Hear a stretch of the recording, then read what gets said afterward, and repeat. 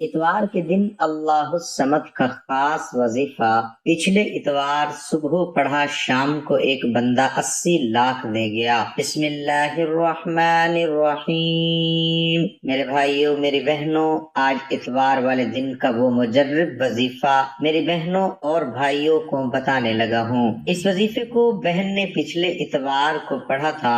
صبح کے وقت میں نے یہ وظیفہ پڑھا اور شام تک پیسوں کا بندوبست ہو گیا۔ میرے بھائیوں، میری بہنوں، یہ وظیفہ اتوار کے دن کا وہ پاورفل وظیفہ ہے کہ آپ لوگ اگر اپنی زندگی میں ایک مرتبہ اگر اس وظیفے کو اتوار والے دن پڑھ لیتے ہو، اللہ پاک کی ذات پر یقین کرتے ہوئے یہ وظیفہ پڑھ کے جو مانگنا ہو آپ لوگ مانگ لینا۔ آپ لوگوں کی کوئی بھی حاجت ہو، کوئی بھی بڑی سے بڑی پریشانی ہو، یہ وظیفہ آپ لوگ اتوار والے دن 1 منٹ کا وقت نکال کے یہ عمل کر لینا، ساری زندگی جھولیاں اٹھا اٹھا کر دعائیں دو گے۔ آج اتوار والے دن کا وظیفہ میرے وہ بہن بھائی لازمی پڑھ لیں جو قرض میں ڈوب چکے ہیں، جن کا بال بال قرضوں میں جکڑا ہوا ہے، جن کو قرض دار رات دن پریشان کرتے ہیں۔ میرے بھائیوں، میری بہنوں، غیب سے اتنی دولت ملے گی کہ اسی وقت قرض داروں کو ان کا پیسہ واپس کر دو گے۔ پوری دنیا میں جب بھی آپ لوگوں کے سامنے یہ ویڈیو اتوار والے دن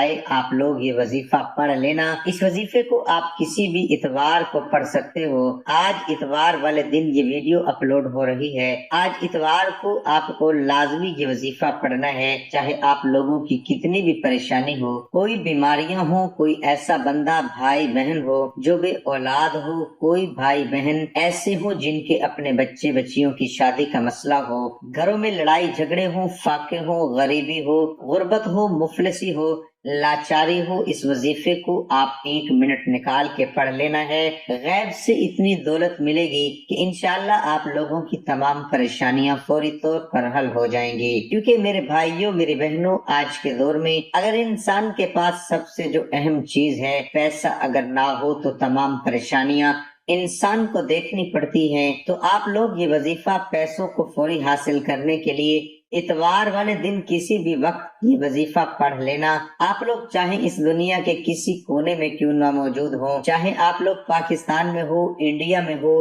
بنگلہ دیش میں ہو، نیپال، افغانستان، سعودیہ، ملائیشیا، جہاں کہیں پوری دنیا کے جس کونے میں، جس گاؤں میں، جس گلی، جس شہر میں آپ لوگ موجود ہوں، جیسے ہی آپ کے سامنے یہ ویڈیو آئے، ویڈیو دیکھتے دیکھتے آپ لوگ کوشش کرنا اتوار والے دن یہ وظیفہ 1 منٹ نکال کے پڑھ لینا۔ یہ وظیفہ میرے عزیز ساتھیوں، میری بہنوں، میرے بزرگوں، اتنا آسان ہے کہ کوئی چھوٹا بچہ بھی بڑے سکون سے آرام سے یہ وظیفہ پڑھ لے گا۔ آپ لوگ اتوار والے دن صرف اس وظیفے کو جو پڑھنے کی پابندی ہے، کہ دن کی پابندی ہے کہ اتوار کو آپ کو یہ عمل کرنا ہے، پیر سے پہلے پہلے یہ وظیفہ آپ لوگ ختم کر لینا۔ مطلب پیر سے پہلے پہلے رات کو 12 بجے سے پہلے پہلے اتوار کو آپ یہ وظیفہ پڑھ لینا۔ ایک مرتبہ اب آپ لوگوں کو میں وظیفہ بتا دیتا ہوں۔ آپ لوگ اگر اپنے گھر میں ہو تو گھر میں پڑھ لو، دکان میں ہو تو دکان پہ پڑھ لو، جہاں کہیں اسکول، یونیورسٹی، کالج، مدرسے میں ہو، 1 منٹ کے لیے کہیں سے سکون سے آپ لوگ اطمینان سے الگ ہو جاؤ،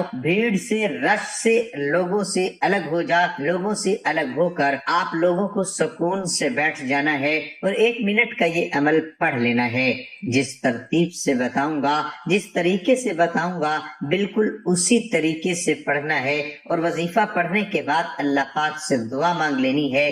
جو بھی آپ کی حاجت ہو، جو مراد ہو، جو پریشانی ہو، اس کے لیے اللہ پاک سے خوب آپ لوگوں کو دعا مانگ لینی ہے۔ انشاءاللہ میرے بھائیوں، میری بہنوں، ابھی وظیفہ ختم نہیں ہوگا اور آپ کی حاجت، مراد، پریشانیاں بھی ختم ہوں گی، آپ کی حاجت بھی پوری ہوگی اللہ پاک کے حکم سے۔ میرے بھائیوں، میری بہنوں، رزق، دولت، زندگی، موت، سب کچھ اللہ پاک کے ہاتھ میں ہے۔ تو آپ لوگ یہ وظیفہ پڑھ کے اللہ پاک سے جو مانگنا ہو مانگ لینا۔ آپ لوگ اگر 1 کروڑ مانگو گے تو اللہ پاک آپ کو 10 کروڑ پہ عطا کر دیں گے۔ یہ وہ پاورفل وظیفہ ہے، اپنا آزمایا ہوا وظیفہ ہے۔ اس وظیفے کو جس کسی کو میں نے یہ عمل بتایا، اس کی زندگی میں فوری طور پر اس کو کامیابی ملنا شروع ہو گئی۔ کچھ لوگوں کے کاروبار بند تھے، وہ سٹارٹ ہو گئے۔ کچھ لوگوں کو جاب نہیں مل رہی تھی، ان کو جاب ملنا شروع ہو گئی۔ کچھ میرے بھائی بہنوں پر بے شمار قرضہ تھا، قرضہ داروں نے ان کا جینا حرام کیا ہوا تھا،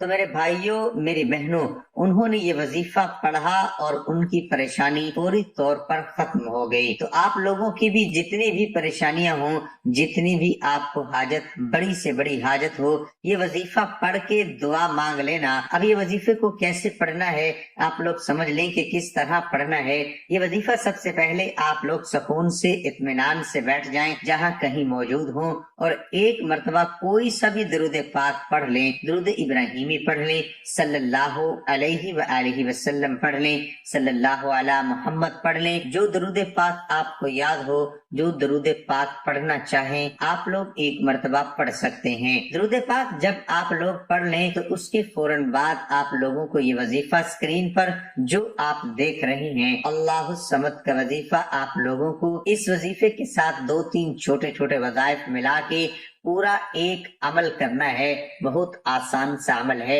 1 منٹ سے کم وقت میں پورا آپ لوگ یہ عمل کر لیں گے۔ درود پاک پڑھنے کے بعد جو پہلے نمبر پر وظیفہ آپ کو کس طرح پڑھنا ہے، هو اللہ الرحیم 1 مرتبہ پڑھیں، پھر سیکنڈ ٹائم پڑھیں هو اللہ الرحیم 2 مرتبہ، میں نے پڑھ لیا پھر تیسری بار بھی پڑھ لیں هو اللہ الرحیم، صرف 3 مرتبہ آپ کو یہ وظیفہ هو اللہ الرحیم۔ درود پاک پڑھنے کے بعد جو وظیفہ آپ لوگوں کو پڑھنا ہے، اس وظیفے کو آپ کو 3 مرتبہ پڑھ لینا ہے۔ اس وظیفے کے بعد سیکنڈ نمبر پر آپ کو جو وظیفہ پڑھنا ہے، اس وظیفے کو آپ تسبیح کے دانوں پر پڑھ لیں یا ہاتھوں کی انگلیوں پر پڑھ لیں۔ یہ وظیفہ ہے لا حول ولا قوت الا باللہ العلی العظیم، 1 مرتبہ ہو گیا، پھر سیکنڈ ٹائم پڑھیں لا حول ولا قوت الا باللہ العلی العظیم۔ اس وظیفے کو آپ لوگوں کو اچھی طرح کاؤنٹ کر کے 11 مرتبہ آپ کو یہ وظیفہ پڑھ لینا ہے۔ جب 11 مرتبہ یہ وظیفہ آپ لوگ پڑھ لیں تو میرے پیارے بزرگوں، میری بہنوں، میرے بھائیوں، آپ لوگوں کو 1 مرتبہ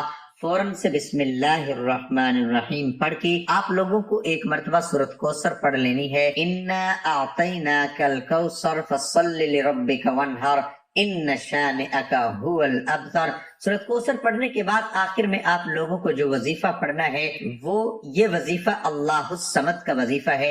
اس کو کس طرح پڑھنا ہے یہ آپ کو اچھی طرح سمجھ لینا ہے۔ اس وظیفے کو آپ اپنے سیدھے ہاتھ پہ پڑھ لینا ہے، سیدھے ہاتھ کے اوپر یہ وظیفہ پڑھنا ہے، اور اس وظیفے کو پڑھنے کے بعد آپ کو آخر میں کرنا کیا ہے، اینڈ تک بالکل ویڈیو دیکھیے گا، ویڈیو 1 سیکنڈ بھی سکپ نہ کیجیے گا، ورنہ آپ لوگ پھر خود مجھے کہو گے کہ وظیفہ اثر نہیں کر رہا، کیونکہ جب تک عمل کو سمجھو گے نہیں، پورا دیکھو گے نہیں، ویڈیو کو تو غلطی کرو گے، ادھورا آپ وظیفہ کرو گے تو فائدہ نہ ہوگا۔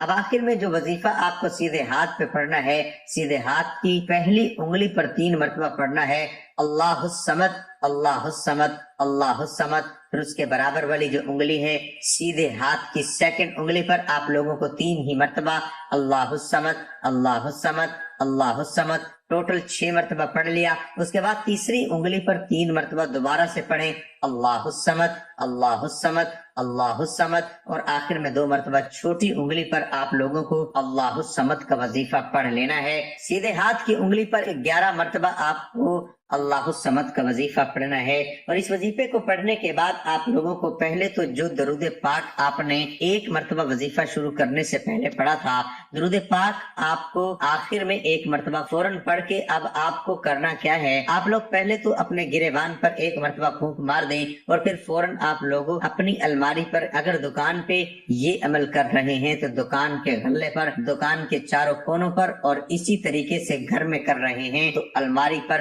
تجوری پر، گھر کے چاروں کونوں پر، اپنے آپ پر، اپنی جیب پر، اپنے پرس پہ، چاہے تو اپنے گھر میں کسی پر دم کرنا چاہیں تو 2-3 لوگوں پر، کوئی بیمار ہے کوئی پریشان ہے تو ان پر بھی آپ لوگ دم کر سکتے ہیں۔ اس عمل کو آپ لوگ ہر اتوار کو کر سکتے ہیں، اور اگر آپ لوگ مثال کے طور پر اتوار والے دن کسی وجہ سے بھول جاتے ہیں تو جمعرات اور جمعے کو بھی آپ لوگ یہ عمل کر سکتے ہیں۔ حضور اکرم صلی اللہ علیہ وسلم نے 1 مرتبہ جبرائیل سے پوچھا، اے جبرائیل، کبھی تجھے آسمان سے مشقت کے ساتھ بڑی جلدی اور فوراً بھی زمین پر اترنا پڑا ہے؟ جبرائیل علیہ السلام نے جواب دیا، ہاں یا رسول اللہ صلی اللہ علیہ وسلم، 4 مرتبہ ایسا ہوا ہے کہ مجھے فی الفور بڑی جلدی کے ساتھ زمین پر اترنا پڑا۔ حضور اکرم صلی اللہ علیہ وسلم نے فرمایا وہ 4 مرتبہ کس کس موقع پر جبرائیل علیہ السلام نے عرض کیا، ایک تو جب حضرت ابراہیم علیہ السلام کو آگ میں ڈالا گیا تو میں اس وقت عرش الہی کے نیچے تھا، مجھے حکم الہی ہوا کہ جبرائیل علیہ السلام خلیل کے آگ میں پہنچنے سے پہلے فوراً میرے خلیل کے پاس پہنچو۔ چنانچہ میں بڑی جلدی کے ساتھ فوراً ہی حضرت ابراہیم علیہ السلام کے پاس پہنچا۔